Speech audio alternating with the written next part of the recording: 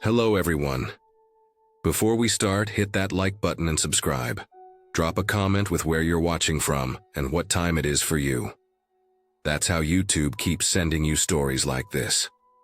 And now, let's get into it.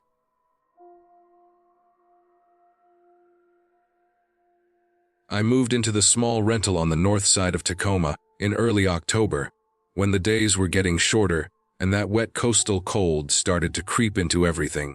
The street looked calm in a way that felt staged, like someone had placed the identical blue, gray houses in a neat row just to make the area look safe.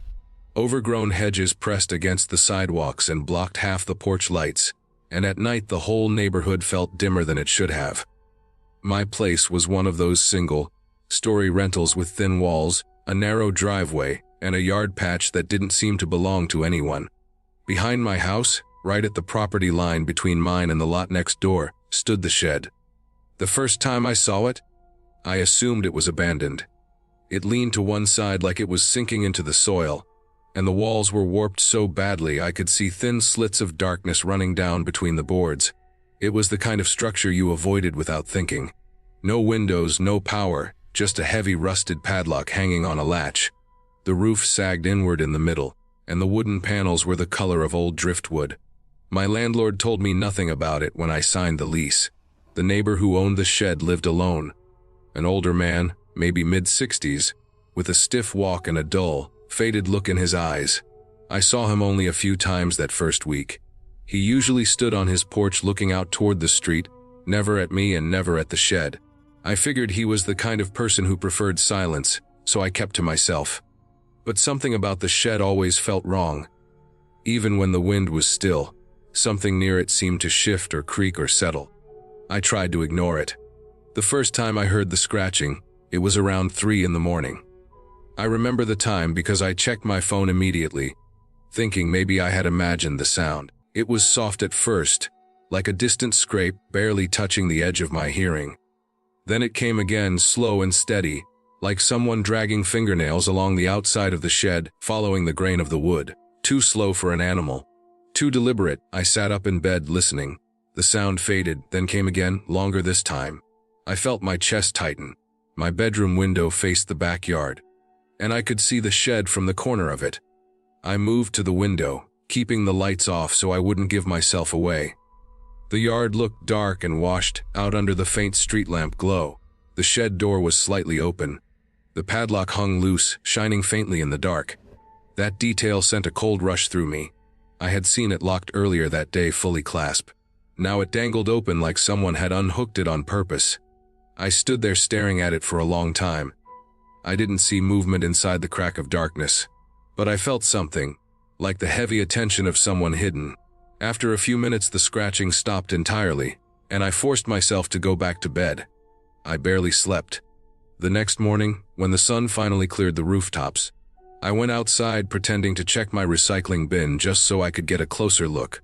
The shed door was closed again, padlock secured, no sign of anything disturbed. The ground around it was damp from the night, and mud stuck to my shoes, but I didn't see tracks or prints. Only my own footprints. When I saw my neighbor later that morning, he was standing at his fence staring at nothing. I tried to keep my voice calm when I mentioned the shed, but as soon as I brought it up, something changed in his face. He didn't look at me.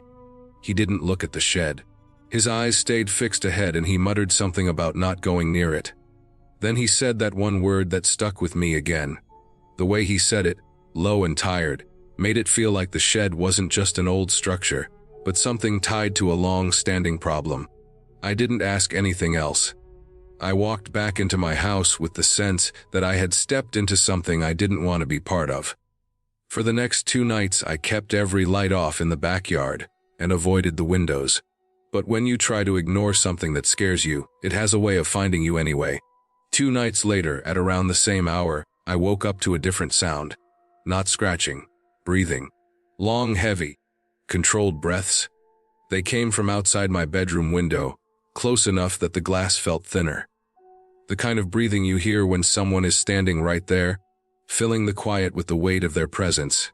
I didn't move at first. I just lay there listening. The breaths were steady, almost slow, but deep enough that I could feel each one in my chest.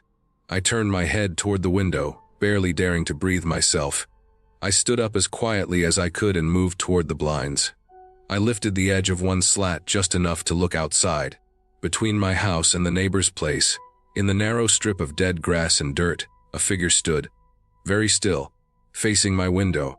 I couldn't see the person's face clearly in the dark, but I could see the shape tall, thin, shoulders pulled forward like he was straining to hear something inside the house. He didn't sway or shift or fidget. He just stood there, and the breathing I heard wasn't loud anymore because he wasn't breathing heavily. It was that steady inhale and exhale you only notice when everything else goes silent. I froze. I didn't know what to do. I didn't want to move or call anyone or even step back, because something told me he would hear it. I watched him for several minutes, barely blinking, until suddenly he turned away. Not quickly. Just a slow pivot of his body, like he had seen enough. He walked toward the shed. The next morning the shed was padlocked again, the door closed tight. My neighbor didn't come outside at all. I kept checking over my shoulder all day like the figure might come back and stand there in daylight, as if the rules had changed. Over the next few weeks, the scratching sounds kept happening. Not every night, but often enough that I started waking up before they began sensing them. Sometimes the sounds came from inside the shed muffled. Other times they came from the outside walls, but always the same slow drag, the same pace, like whoever or whatever was doing it had all the time in the world. I stopped using the backyard. I stopped opening blinds. I started sleeping with my shoes at the foot of my bed. My life shrank down to work, grocery runs, and staying locked inside after dark. Every evening, I checked the shed from the corner of my eye just to make sure the door was still closed. Some mornings the padlock looked slightly different, like it had been handled, turned, touched. One night I woke up again at around 3. No scratching this time, no breathing. Just a sudden thud, like something heavy had hit the inside of the shed. Then silence. A long silence, thick enough to feel. I didn't look outside right away. I waited until sunlight came hours later. Before stepping out onto my deck, the shed door was slightly open again. The padlock hung loose. It rocked back and forth in the morning breeze like someone had just let go of it. That was the morning I decided I was done. No part of me wanted to stay long enough to understand what lived inside that shed or why my neighbor pretended not to notice. I didn't want to wait for the next time the figure appeared outside my window. I didn't want to find out what the heavy thud had been. I packed in a single afternoon. I shoved clothes and dishes and everything I could lift into boxes without labeling anything. I didn't even call the landlord until I was already hauling things to my car. I told him I was leaving immediately. Didn't care about the deposit, didn't care about the lease. Before I drove away for the last time, I stood in the driveway and looked toward the shed from a distance. The door was fully closed again. The padlock was back in place. The yard was still, quiet, almost peaceful. But I could feel eyes on me. Whether they were coming from the neighbor's house or from the cracks in that warped wood, I didn't know. What I do know is that the shed was not empty. Someone had been going in and out of it at night. Someone had stood outside my window breathing like they were testing how close they could get. Someone had been scratching slowly along the walls in the dark. I moved out that same day and never went back. I avoided the whole north side of Tacoma after that. But sometimes when I wake up at night, I still hear the sound, steady scratching coming from somewhere behind me, as if it followed me long after I left. When I moved into the room on Kedliston Road, I thought I had gotten lucky. The rent was low, the bus stop was close, and the house was old but clean enough.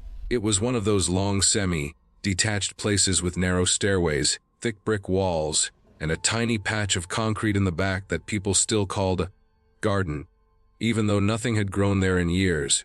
My window faced the street, which at night was usually empty except for the orange glow of the street lamps and the occasional car going too fast. Across the road stood the house that I would end up thinking about almost every night. It looked normal at first glance, maybe even a little nicer than mine. Fresh paint on the door, gutters not sagging, windows with decent curtains. What stood out were the lights. They were always on, every window, every room. A warm yellow glow that never dimmed or flickered. I assumed someone lived there. Maybe someone who worked nights or someone who hated the dark. People have habits. People forget things. It didn't seem important at the time. The first thing that made me notice the house in a different way happened around 11 one night. I was sitting on my bed scrolling through my phone when I glanced outside. The upstairs curtain across the road moved, but not like someone had brushed it aside with a hand. It moved in a single smooth slide, no sway, no hesitation. It was too clean of a motion, like something pulling it from behind in one straight line. There was no silhouette of a person standing there, no head shape or shoulders. Just the movement itself. I told myself someone had opened the window, or maybe a draft inside had pushed the curtain. I didn't think about it again that night, but it stuck in the back of my mind. The longer I lived there, the harder it was to ignore the strange timing of things. Every night, without fail, around 2 in the morning, the living room curtain would twitch. Sometimes barely noticeable, sometimes enough that I saw the fabric ripple across the glass. I started watching for it. I didn't want to, but I did. It became part of my routine without me meaning for it to happen. I would try to tell myself it must be a cat, or a loose rod, or something simple. But it was always the same time, the same sharp twitch, like something pulling the fabric quickly and letting go. Some nights the front door of the house across the road would give a soft rattle. A quick metallic shake, like someone pressing the handle from the inside or someone pushing from the outside. Except no one ever came or went. Not once. I watched that house in the early morning, in the afternoon, late at night. The door never opened. The lights never changed. But the door would still give that quick rattle as if someone inside was checking the lock over and over. For weeks I tried not to think too hard about any of it. I had work early most mornings, and I didn't know anyone in that part of Derby yet. I spent most evenings alone in my room, eating dinner over my laptop, listening to the pipes in the wall click and groan whenever someone downstairs used the bathroom. The nights were long and quiet, and the house across the road became something I always ended up looking at. I didn't want to look, but I did. It was like having a sore spot on your gums that you keep pressing with your tongue for no reason. One afternoon, on my way back from the shop, I passed one of the older women who lived a few houses down. I knew her by sight because she often swept the pavement in front of her house. She walked slowly and breathed heavily, the way some older people do when they have lived in the same neighborhood for decades and know every crack in the sidewalk. I didn't plan to say anything, but as we passed each other, I glanced toward the house with the lights, and she must have caught the direction of my eyes. She didn't tell me anything supernatural. She didn't talk about ghosts or strange sounds. She just said that no one had lived there since 2016, after a gas leak killed the whole family. It was the first clear piece of information I had gotten about that house. If she had said anything else after that, I didn't hear it. My ears filled with a kind of tight buzzing. When I went back to my room and looked out the window, the house across the road looked exactly the same as always. Lights on, curtains closed, no sign of damage. If a gas leak had happened, someone had repaired everything so thoroughly that there wasn't a mark left. I told myself I must have misunderstood her. Maybe she meant a different house. Maybe she was confused. But the next night at 2 in the morning I saw the same twitch in the living room curtain. Same exact movement, same quick snap.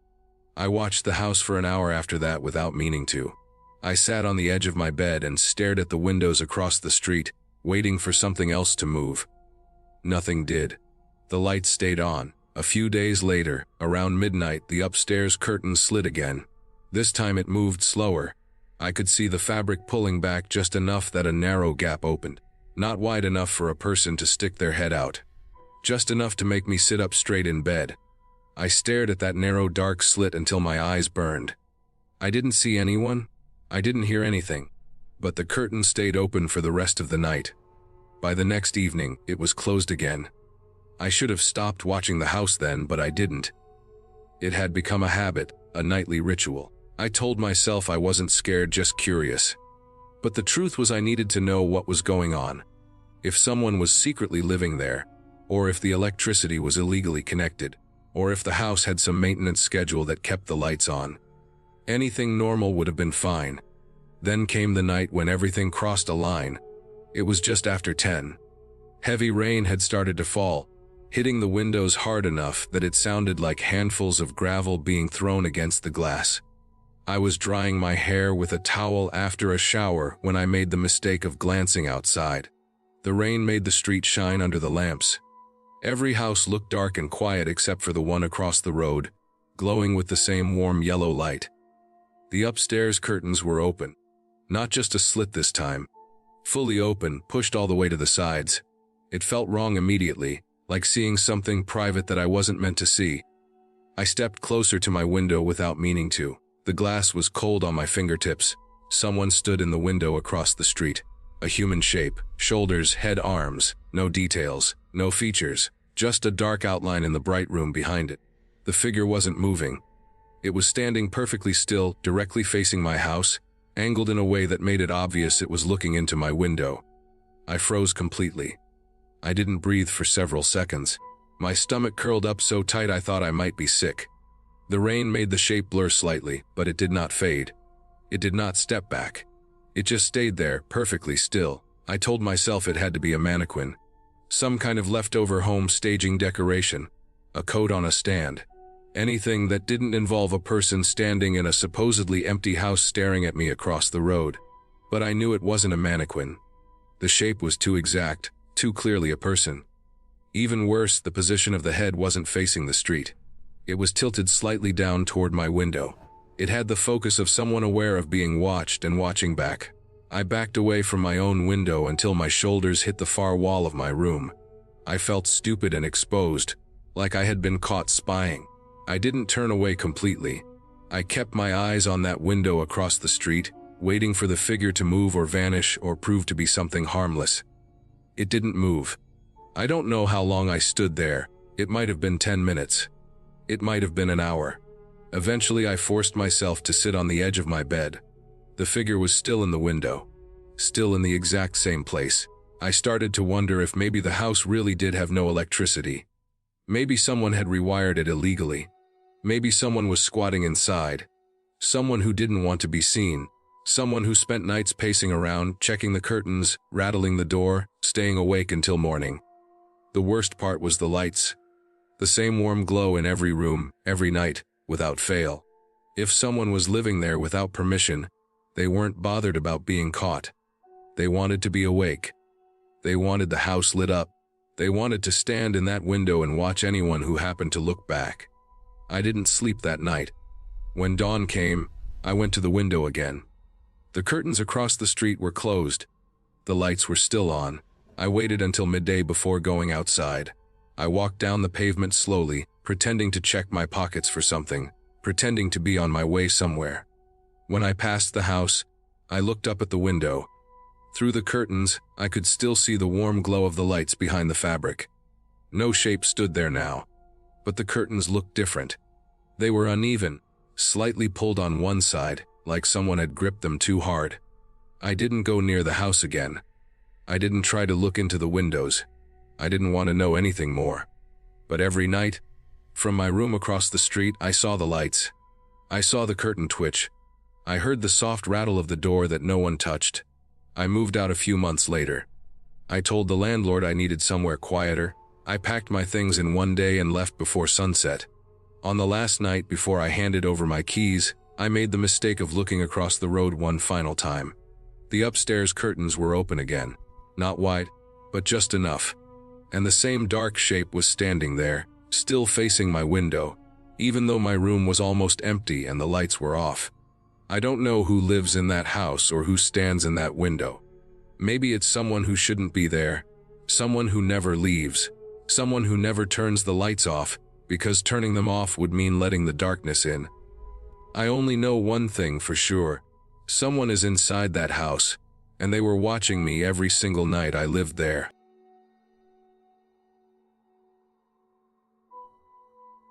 I moved into the basement studio in Burlington at the start of October, right when the air around Lake Champlain turns sharp and the leaves along North Avenue start dropping fast. The place was small, half sunk into the ground, with a sliding glass door that opened to a short set of wooden steps and a deck that belonged to the tenants upstairs. I chose the unit because of the quiet. I thought the lake breeze and the trees around the building would make it peaceful. I thought I would sleep better than I had in months. The first week, the nights were calm except for a single sound I kept hearing. It always came after midnight, a slow creaking from the deck boards. It started as a light shift, like something small pressing weight from underneath. I assumed it was raccoons or maybe a stray cat. The deck was low to the ground, only a couple of feet of space.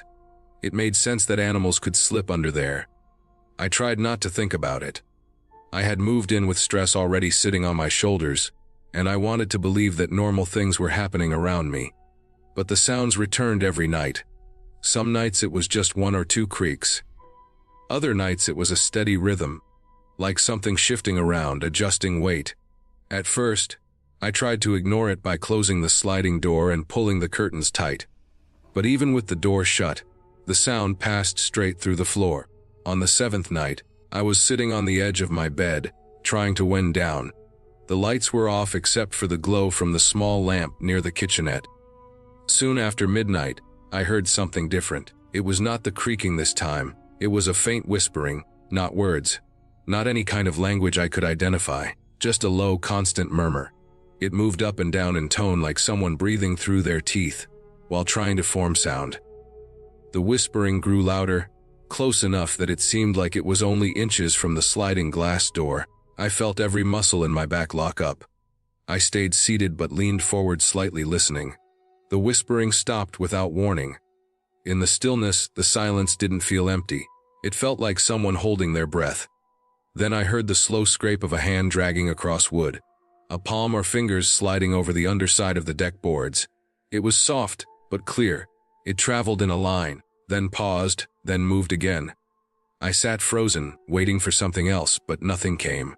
After a minute or two, I heard a shuffling noise, like something shifting its body weight again, and then everything went silent. I hardly slept. At sunrise, I made coffee and tried to convince myself it had been an animal. The mind plays tricks late at night, when the only lights in the room are dim and your thoughts drift toward the edges. But the whispering had been too steady, too controlled.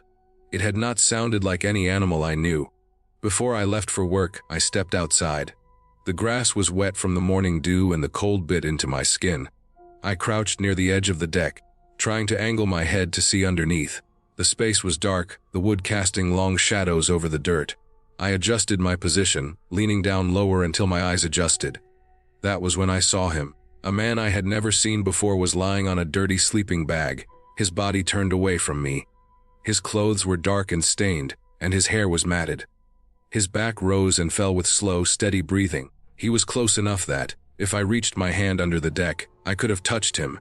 The smell coming from the space was sharp, a mix of damp soil and unwashed fabric. My body reacted before my mind did. I pushed myself backward and almost fell onto the grass.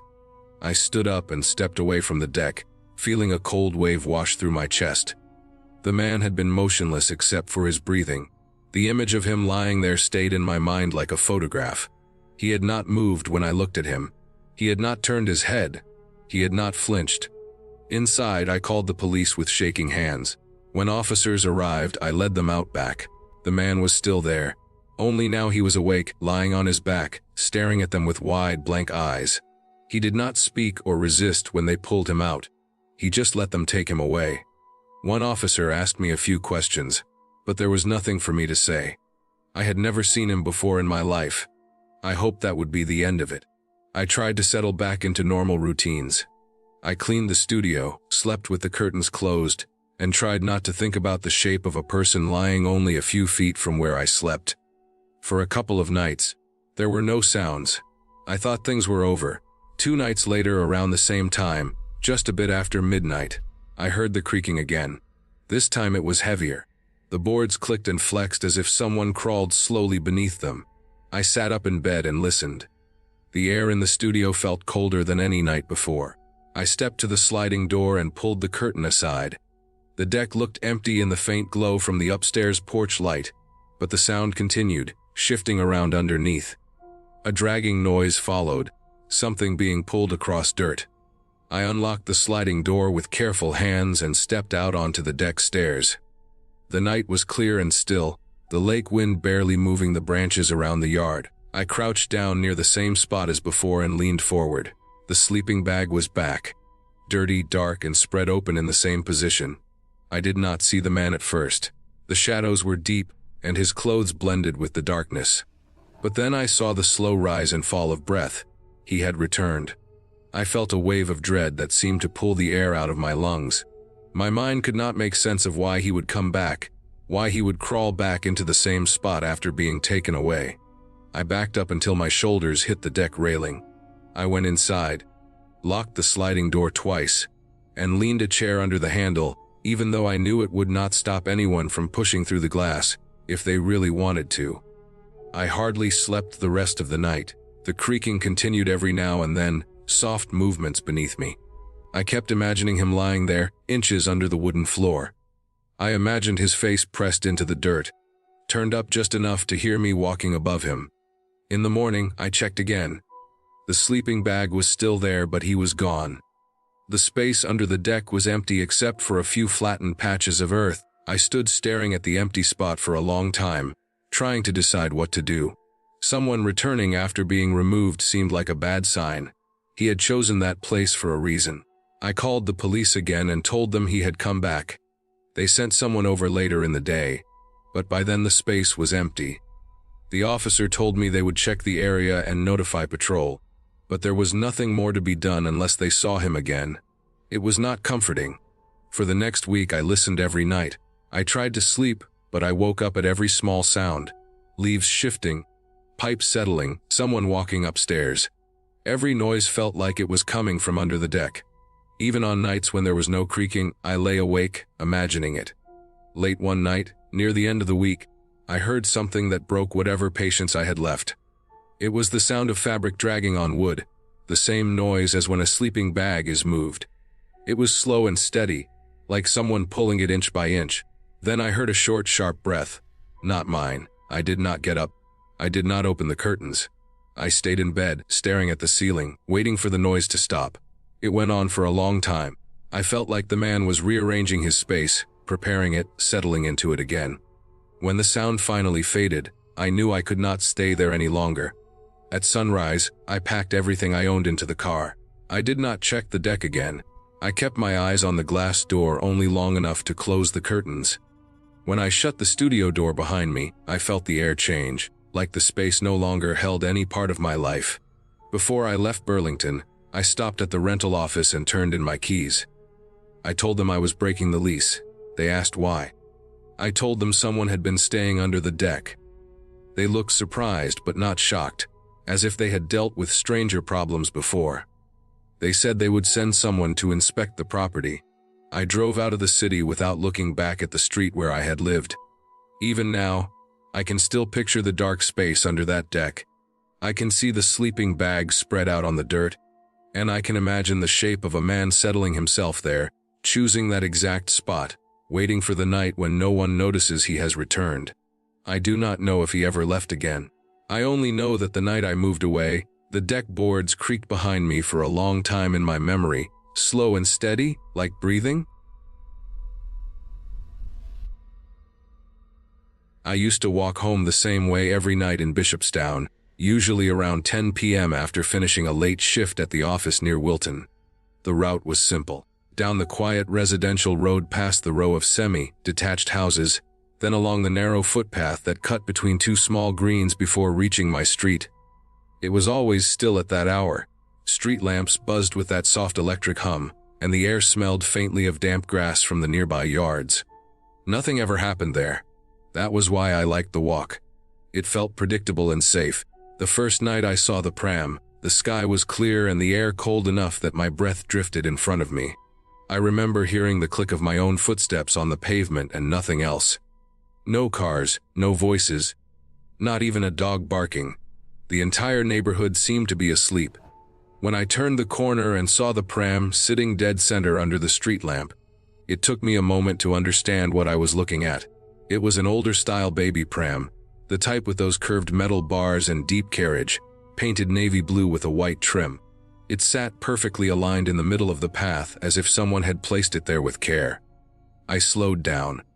At first I assumed someone nearby had left it for a moment, But there were no houses with lights on, no doors cracked open, no movement. The pram looked almost staged, too symmetrical, too deliberate. I stepped closer expecting to see a doll or maybe some old junk inside.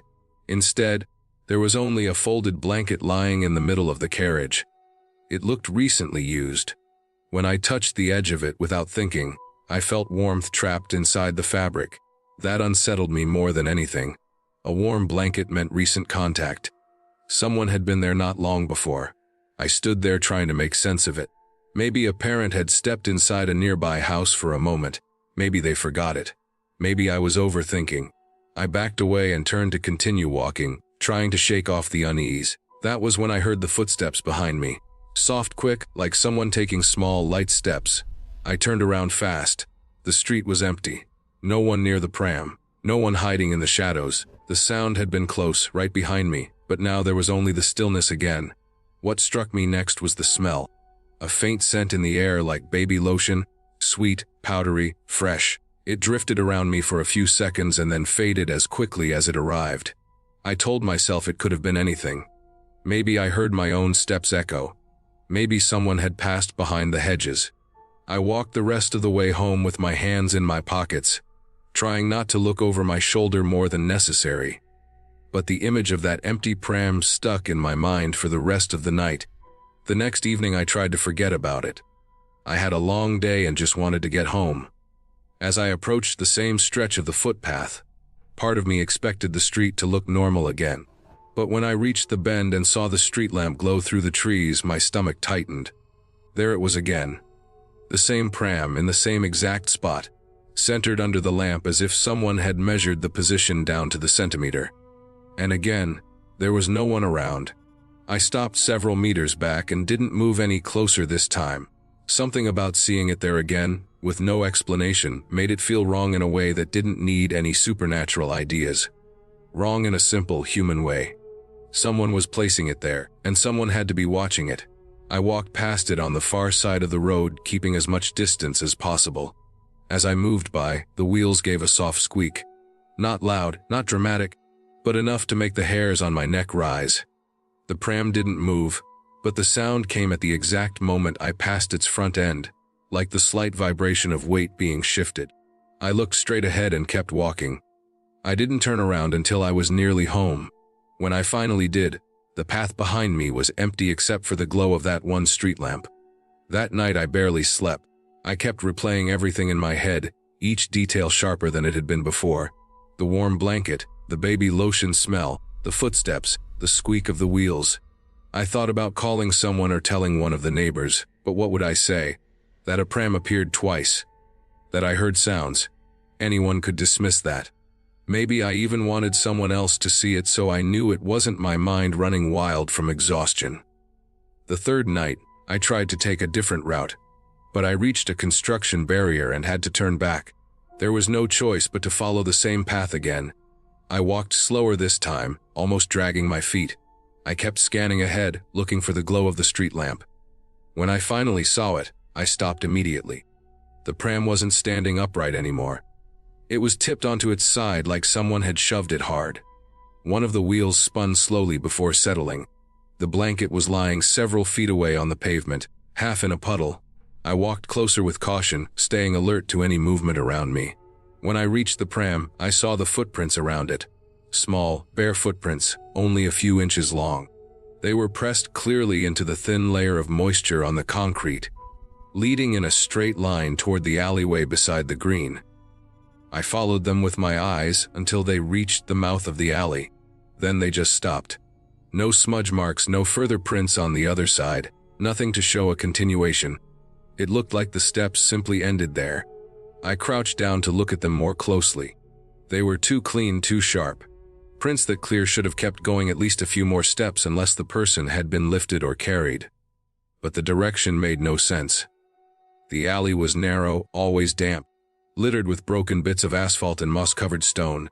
It wasn't a place where anyone would walk barefoot, especially a child. I straightened up and felt that same faint smell again. Baby lotion. It drifted through the alleyway and across the pavement. Barely there but unmistakable. I didn't hear footsteps this time, but I felt that pressure of being watched, Like someone was close but staying hidden. That was all I needed. I left the pram where it was and walked away fast, not running, but close to it. Every instinct told me not to look behind me. When I reached my street, I didn't stop until I was through my door with the lock snapped shut. The next morning, before leaving for work, I avoided the news or social media. I didn't want to know if something had been found or reported. Part of me hoped the pram would be gone when I returned that evening, and part of me didn't want to know either way. I ended up taking the long route home, a detour that added nearly 15 minutes, but I didn't care. I passed more houses, more lit windows, more people. It felt safer, even if it was out of the way. In the days that followed, I stuck to that longer route. I never went back to that footpath at night. A week passed, then two. I didn't hear anything on the local news about abandoned prams or missing children. No one in my area mentioned anything strange happening. The more time passed, the more I wondered whether someone had been using that pram as a lure, some human reason behind all the things I saw and heard. Someone waiting for the wrong person to walk close. Someone using the blanket, the placement, the noises, as a way to see who would approach. Whatever the explanation was, it didn't matter anymore. I made a choice. I changed my routine. I changed my habits. I changed the way I moved through my own neighborhood. I avoided that small stretch of path completely. It was easier than trying to understand what had been going on or what could have happened if I kept getting closer each night. I never saw the pram again after that week, and I didn't go looking for it either. Sometimes when I pass the edge of that road in daylight, I can still imagine the pram under the street lamp, centered and waiting. And I always keep walking. I learned that some things don't need explanations to be dangerous. Sometimes you only need to see enough to know when to take another way home. I moved into my cousin's townhouse in St. Vital in early autumn, when the leaves had already started piling against the fences, and the evenings felt colder than they should. The place was small but clean, 2 floors, narrow staircase, thin walls that carried every sound a little too well. I had just taken a job in Winnipeg and needed somewhere cheap to stay. So when my cousin told me she was subletting her townhouse for a few months, I agreed before even seeing it. She warned me about one thing while handing over the keys. In the upstairs hallway, between the bathroom and the smaller bedroom, there was a crawlspace door. It sat low on the wall, barely 2 feet high, made of an older piece of wood that didn't match anything else in the house. It had 3 long screws driven into it at different angles. My cousin told me she put them in herself after hearing noises inside late at night. Scratching, she said. Maybe mice. Maybe something else. She looked embarrassed when she told me, like she thought I would make fun of her for being jumpy. I shrugged it off and didn't think about it much. Every house has quirks. The first week there, I kept busy unpacking and getting used to the quiet of the neighborhood. The townhouse complex sat in a cluster of identical units, each with a small porch and a narrow patch of grass. At night, I could hear cars passing on St. Anne's Road, but inside the house, everything felt hollow, like sound didn't know where to settle. The crawlspace door blended into the wall at first. I passed it every day without thinking. The screws were long silver, a little rusty on the heads. They stuck out just enough to show they were hand-installed, not done by a professional. I remember pressing my fingers against one to see if it was tight. It didn't move. That was that. But on the 7th day, something changed. I came home late after work, sat on the staircase to untie my shoes, and looked up at the hallway where the crawlspace door sat. I noticed the top screw wasn't flush against the wood anymore. It sat out by maybe half an inch. I stared at it for a long time. I tried to convince myself I just hadn't noticed its position before. Maybe it had always been like that.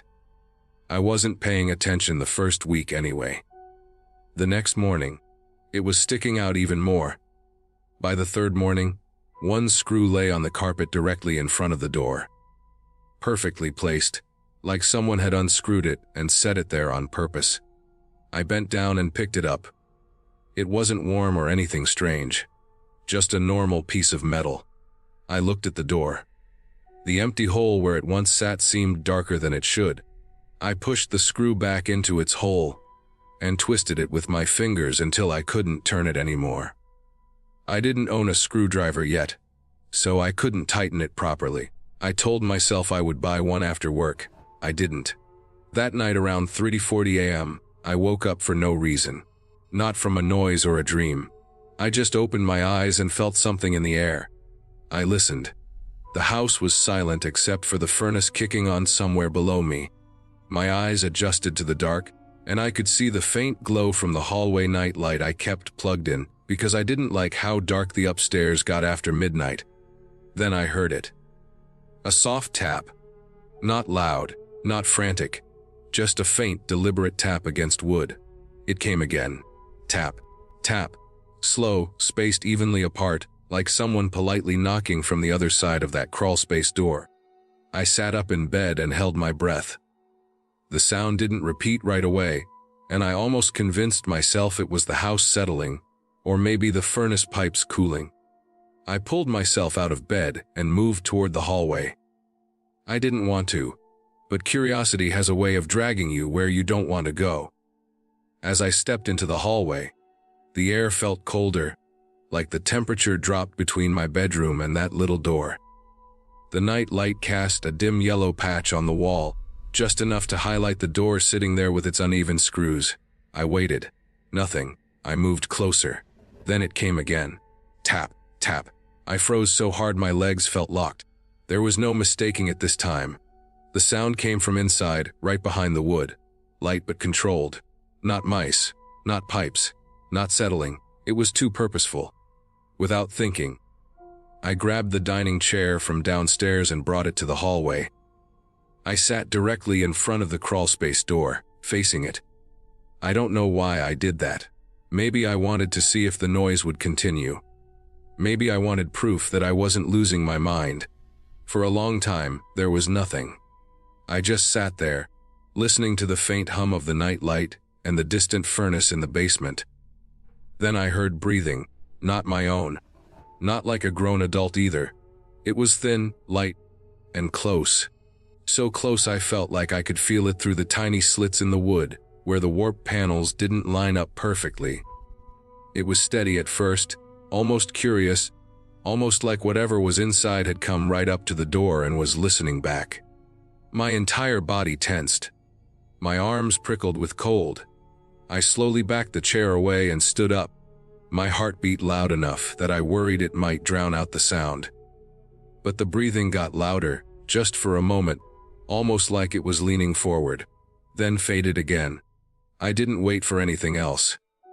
I went back to my room, shut the door, and didn't sleep for the rest of the night.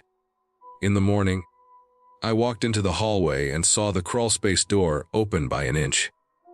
Just enough for me to see darkness behind it. The screw I had found before was back on the floor again, lying right in front of the crack. The other two screws were both twisted outward, one almost ready to fall. I didn't touch it this time. I didn't try to close it. I just stared at that narrow, black opening and felt something deep in my stomach turn. By noon, I packed a bag with clothes and walked out of the house. I didn't even lock the door behind me. I drove to a friend's place across the city and stayed on his couch for 2 nights before calling my cousin and telling her exactly what happened. She didn't laugh. She didn't question me. She only said she heard things there too, but assumed it was the building shifting or old insulation moving around. She said she screwed that door shut because she didn't like how cold the hallway felt at night. She never opened it herself. She didn't want to know what was inside. I told her I was moving out.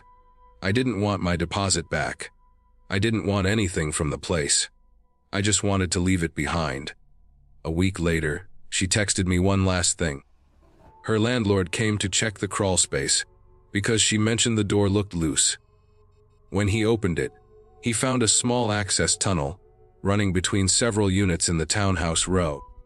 Something the original builder left behind decades ago. Something never sealed off. A tight, narrow space someone could crawl through if they really wanted to. There were drag marks in the dust, fresh ones, human-sized. That was all I needed to hear. I never went back.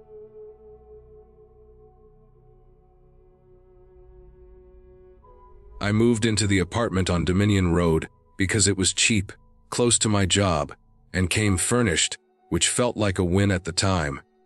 The building was old, a long rectangular block with dull white paint that had faded into a grayish tone from years of rain and traffic fumes. My unit was on the top floor, tucked beneath a flat metal roof that always creaked when the temperature changed. Most nights it was just background noise, something I got used to after a week or two. The place wasn't perfect. The windows rattled in the wind, and the walls were thin, but it was quiet compared to my last place. That quiet made what happened stand out even more, because I knew the normal sounds well enough to recognize when something felt off. The first strange night came during a storm. It was one of those Auckland storms where the rain feels like it's coming in sideways, and the wind keeps shifting direction every few minutes. I had gone to bed early because I felt tired from work.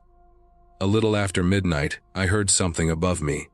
It sounded like someone walking around on the roof. At first, I told myself it had to be branches or something blown up there, but these footsteps were too heavy. They had weight behind them.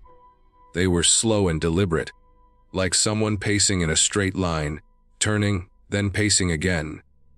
The roof bowed slightly every time someone stepped on it, and I could feel a faint vibration through the ceiling panels.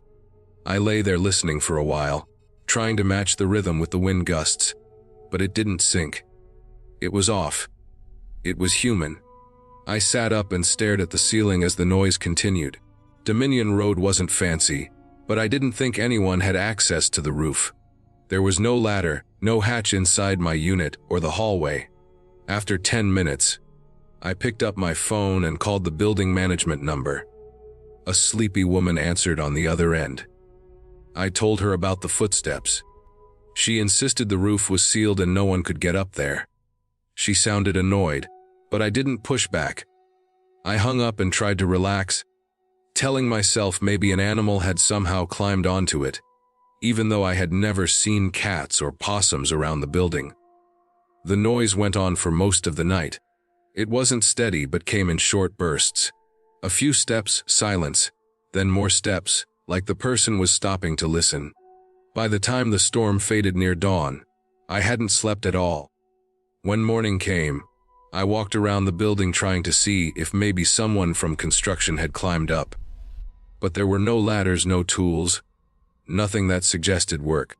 Everything looked normal. The manager didn't call back, and I didn't leave a message. The next few days were quiet. I went to work, came home, cooked simple meals, and tried not to think about the storm night. But something had shifted. I started listening for noises without meaning to. Even small creaks made me freeze and check the ceiling. I'd lie in bed with the blinds slightly open just to let a bit of streetlight in, because pitch darkness made the sounds feel sharper. Then came the second incident, the one that made me realize the first night wasn't random. It was around 2 a.m., and the sky was only drizzling, not a full storm like before. I woke up because I heard gravel scraping across metal. The sound was unmistakable. Little stones being dragged or kicked across the flat roof. It happened slowly, like someone shifting their weight. The scraping moved from one side of the roof to directly above my bed. I held my breath and listened. The soft grinding kept going, steady, not rush. Whoever was up there wasn't trying to hide the noise. It was almost like they didn't care if I heard. My bed was positioned below the window, so when I leaned slightly to the side, I could see the blinds. Some light from the street lamps filtered in, making faint shadows on the wall. I felt the vibration again, that same weighted movement from before. I slowly stood up and crept to the window. I lifted one slat of the blinds with 2 fingers and peeked out. I didn't see a face. What I saw was a silhouette crouched on the roof edge, the faint outline of shoulders hunched forward, and a head angled down toward my window. The shape was close enough that if the window had been open, and I reached out, maybe I could have touched him. For a moment I couldn't move. I lowered the slat quickly and backed away from the window. My chest felt tight. I could hear my own breathing, loud and uneven. I didn't want to make any sound, because I wasn't sure if he could hear through the glass. I sat on the floor for maybe 10 minutes. The gravel sounds had stopped. The roof had gone quiet. Rain tapped against the metal again, but I didn't hear any footsteps. My curiosity pulled at me, even though I was terrified. I waited a bit longer and then slowly went back to the window. I lifted the slat again. The silhouette was gone. Nothing moved on the roof. It looked empty. The next morning, I thought maybe I imagined the shape. Maybe the shadows from the street distorted something. But when I went outside to go to work, I stopped dead in my tracks. Right above my bedroom window, on the metal edge were wet footprints. Not smudges, not stains, clear prints from boots. The pattern was obvious, as if someone had walked and crouched right at the ledge. I stared at them for so long I almost missed my bus. They stayed there the whole day. They were still there the next day. Even when the sun came out and dried everything else, those prints remained. They faded slowly, but they didn't wash away in the rain like they should have. That week, I barely slept. Every small sound made me sit up. I shut my blinds tight, but then I'd feel even more trapped not being able to see outside. I ended up sleeping with them half open, just enough to see if anyone was at the edge again. I kept looking at the ceiling, waiting for another step. I thought about calling the police, but what would I say? Someone was walking on a roof that supposedly no one could access. They would have shrugged me off. One night about a week later, I heard movement again. It wasn't footsteps this time, but a soft thud, like something being placed gently on the metal. Then another thud. Slow. Even. I slid out of bed and stood in the corner of the room. I didn't want to be near the window or under the ceiling. My heart felt like it was trying to climb out of my chest. I waited for more sounds, but they didn't come. Just those two thuds, and then the building went quiet again. I didn't sleep at all. In the morning, I checked the roof edge again. Nothing new. No fresh prints. No object left behind. The air smelled damp, and the street below was quiet, but I felt watched even though there was no one around. It became clear to me that the roof access was not impossible. Someone knew how to get up there. Someone knew when I was sleeping. I started noticing other things. One evening I came home and found my window screen slightly pushed inward at the bottom corner. It could have been from the wind, but I had checked it the day before and it was tight. Another morning, my doormat was flipped over. Small things, but when you're already tense, every detail feels connected. I made the decision to move out after waking up to a new sound, a long, slow drag across the roof, as if someone was crawling or sliding their weight. It lasted for maybe 5 seconds, but it was enough. That was the moment I realized I could not keep living there. I kept waiting for the sound to repeat, but it didn't. Just that one slow drag directly above me, while the rest of the neighborhood was silent. I found a new place within 2 weeks.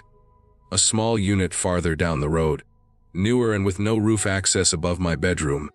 When moving day came, I packed fast and avoided looking up at the roof as I carried boxes outside. Still on my last trip out, I forced myself to check one final time. I looked up at the edge above my old window. The prints were mostly faded, but slight outlines were still there, almost like they had been pressed deeper into the metal. I never figured out how anyone got up there. The building manager insisted there was no way, but I know what I heard and what I saw, and every time it rains now, even in my new place, I still find myself listening for footsteps on the roof. I tell myself it was just someone messing around. Someone who picked that one building for reasons I'll never know. But the truth is, I never saw him leave. Only the shape disappearing into the storm, and those prints that wouldn't wash away. That is the part that stays with me. Someone was up there, above my head, night after night, watching. And whatever he was doing, he was careful. Careful enough to never be caught. Careful enough that I still wonder if he was on that roof long before I moved in.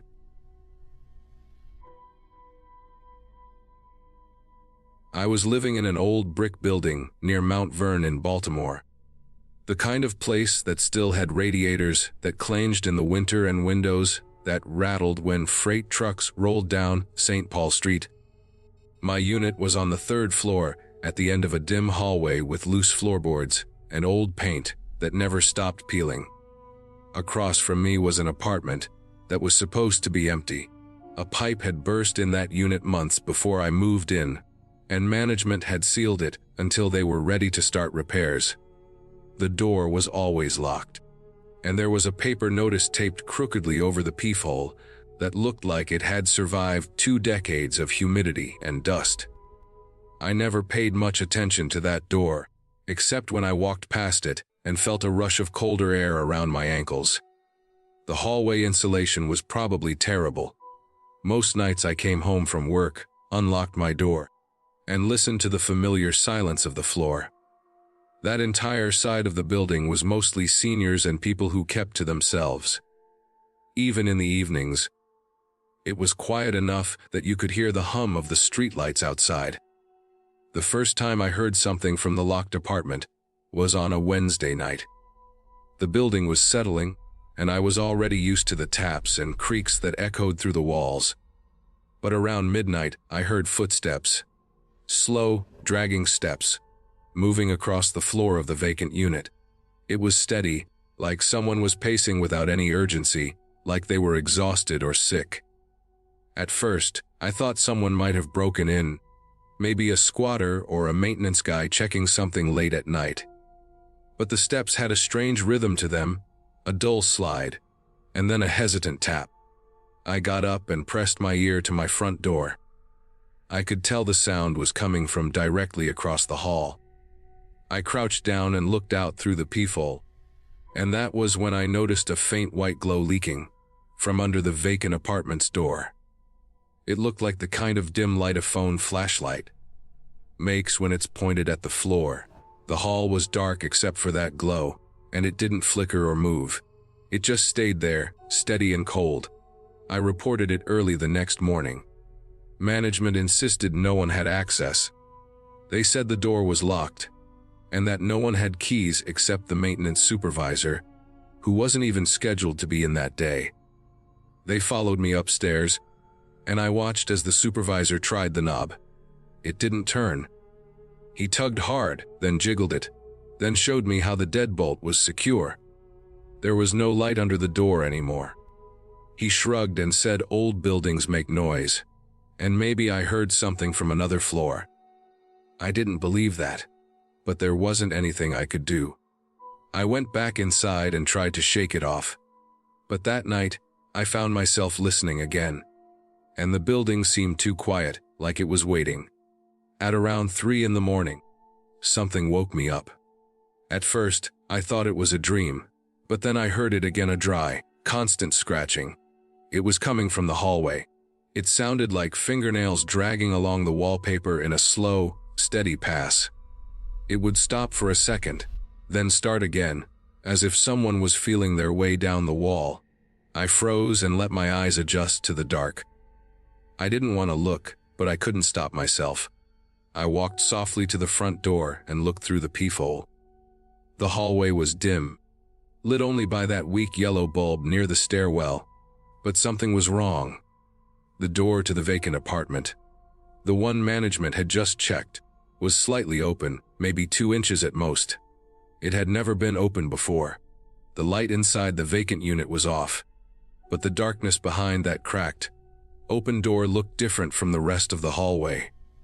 It was deeper, thicker, like the room had been sealed in cold air for too long. The scratching sound wasn't coming from the open doorway anymore. It was coming from lower, near the floor, just to the right of the frame of my vision. I leaned in closer. As my eyes adjusted, I saw something move inside the vacant apartment. It wasn't big. It was small, hunched low to the ground, and I could hear the fast, uneven breathing coming from it. The shape leaned forward slightly, then jerked back like it had noticed something outside. Its shadow stretched across the dusty floor inside, long and thin, like it didn't match the size of its body. I stepped back from the door so fast that I hit the wall behind me. My breathing went sharp and loud, and I had to cover my mouth to keep quiet. I waited, pressed against the wall, listening for any sound of the door opening wider. Nothing happened. The scratching had stopped, replaced by a silence that felt heavier than anything I had ever heard in that building. For the rest of the night, I stayed awake on my couch, listening to every shift and sigh of the old pipes. I didn't hear footsteps again. I didn't hear breathing. But every so often, the air in my apartment would get cold and quick, sudden patches like someone had opened a freezer door behind me. In the morning, the vacant apartment's door was closed again. Locked. No sign that it had ever been open. The hall was quiet, normal. I tried the knob just to be sure. It didn't move. For the next week, I noticed small changes that didn't make sense. Dust on the hallway floor would be disturbed near that door. Thin drag marks like something had crawled or shuffled out during the night. The paint on the lower part of the wall began to chip more than usual, like it had been scratched over and over. And whenever I walked past that apartment, I felt watched. Not from eye level, but lower to the ground, as if someone was pressed against the floor listening through the gap. I stopped sleeping well. Every night I woke up around 3, even when there was no sound. My body had learned the timing. I took to stacking shoes against my door, not because I thought it would stop anything, but because I wanted to hear if something tried to push in. One night, after another long day of barely staying awake at work, I decided I was done tolerating it. I couldn't keep living like that. I waited until the building quieted at night, then sat with my back against my front door, listening again. At 3, I heard a small sound. A faint click, like metal shifting. I looked through the peephole. The vacant apartment door was open wider this time, maybe 6 inches. Inside, the air looked thick, full of dust floating slowly like it hadn't been disturbed in years. I caught a glimpse of the same hunched shape. It was close to the doorway now. I could make out the outline of its shoulder, sharp and bony under a layer of filthy fabric. The breathing was fast and shallow, like someone who hadn't eaten in days. The shape shifted, and I saw the faint gleam of something wet around its hand as it gripped the lower part of the doorframe. The fingernails were long and curved, dirty and cracked at the tips. It didn't step into the hallway. It didn't look up. It just crouched there, rocking a little, like it was trying to decide if it had the strength to move forward. That was when I understood something important. The apartment wasn't empty. It had never been empty. Someone was living in there without the building knowing. Someone who had probably been driven into that unit by the cold nights, the broken locks, the dark corners this building hid too well. Someone who needed shelter so badly they had learned how to stay hidden until the sun went down. The truth was simple and awful. The person inside that apartment wasn't trying to scare me. They were trying to survive. They must have been slipping in and out before I even moved in, crawling through vents or gaps behind the walls, using the darkness and silence to avoid being caught. But survival can look terrifying from the outside, especially when the person has been alone too long. I called management again the next morning, but this time I didn't mention footsteps or lights. I just told them the lock on the vacant apartment seemed loose. They sent maintenance. I listened through my door as they struggled with it, then finally got it open. They found no one inside, but the floors had long drag trails in the dust, leading straight to the walls. The vents had been pulled halfway out. Someone had been living inside the drywall and crawl spaces, using the broken apartment as a base. They sealed everything that same day, opening walls, repairing vents, boarding up gaps I never realized were large enough for a person to fit through. They worked until late evening, and when they left, they put a new lock on the vacant apartment. one that clicked louder, stronger. I moved out a month later. I didn't tell anyone the full truth about what I saw through the peephole. I didn't tell them about the small figure crouched inside, breathing fast, like they were scared of me too. Some nights now, in my new place, I still wake up around 3. I listen out of habit. And sometimes, in the quiet, I think about the empty apartment across from mine and the person who lived inside its walls. They weren't a ghost. They weren't anything supernatural. They were real, they were alive, and they knew how to move through a building in ways I will never fully understand. What stays with me most is the thought that they watched me long before I ever noticed them, and I will never know how many nights they crawled out into the hallway, only to stop right at my door. I lived on the western edge of Flagstaff, close enough to the Coconino National Forest that the tree line started only a few yards past my fence. The pines stood thick and dark, especially in winter when the snow piled up between their trunks and the wind carried that hollow, cold sound the forest makes after sunset. I had moved there because I liked the space and the quiet, but the longer I lived in that house, the more the silence felt heavy, almost watchful. I never said that out loud to anyone, but I felt it every night when I stepped into the yard. My dog, a big shepherd mix who usually barked at anything, became strangely alert after the first snowfall of the season. I noticed it the night everything changed. It was around 11 p.m. The temperature had dropped fast, and the snow in the yard glowed under the porch light. I opened the sliding door to let him out like I always did. He rushed forward like normal, but the second he reached the middle of the yard he froze. His entire body went rigid, his tail tucked low, his hackles lifted straight up. For a second I thought maybe he smelled a coyote or elk. That happened sometimes around my neighborhood. But then he started growling, low, shaking, not a sound he made often. I followed the direction he was staring out toward the tree line. The pines formed this wall of vertical black shapes, and the snow reflected just enough light that you could see the gaps between them. At first I didn't notice anything. I thought maybe my dog was reacting to the wind. But then something pale caught my eye. Between 2 dark tree trunks I saw a face. Just a face. No shoulders, no outline of a body, no movement except the faintest shift, like someone leaning slowly to one side so they could keep looking around the tree. The skin looked washed out in the dark, almost gray. I couldn't make out the eyes clearly, but I knew they were on me. I felt that same pressure you feel when someone is staring at your back. I blinked hard, thinking my eyes were playing tricks on me. When I opened them, the face had changed position, not by much, but enough that I knew it wasn't a branch or a reflection or anything normal. I didn't wait to see more. I grabbed my dog by the collar and dragged him back into the house. The moment the door shut, he whined, pacing back and forth like he was trying to shake off whatever he had just sensed. I closed the blinds. Then I stood there in the dim light of my kitchen listening. The forest was quiet. Too quiet, considering how much wind usually pushed through those pines. That night I barely slept. Every small sound the house made put me on edge.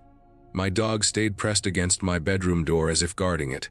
Over the next week, the same pattern kept repeating. Every time I let him out, he would trot forward until he reached a certain point in the yard. Then he would stop and stare toward the same section of trees. Sometimes he just stared, completely still. Sometimes he whined. Sometimes he refused to step off the porch at all, which was something he had never done before. I found myself glancing toward the tree line more often, even during the day, expecting to see that face again. I never did, not in daylight. But the feeling didn't go away. There is something unsettling about being watched when you cannot see the watcher. The tree line was only about 30 yards from the back of my house, so close that footsteps could carry through the snow.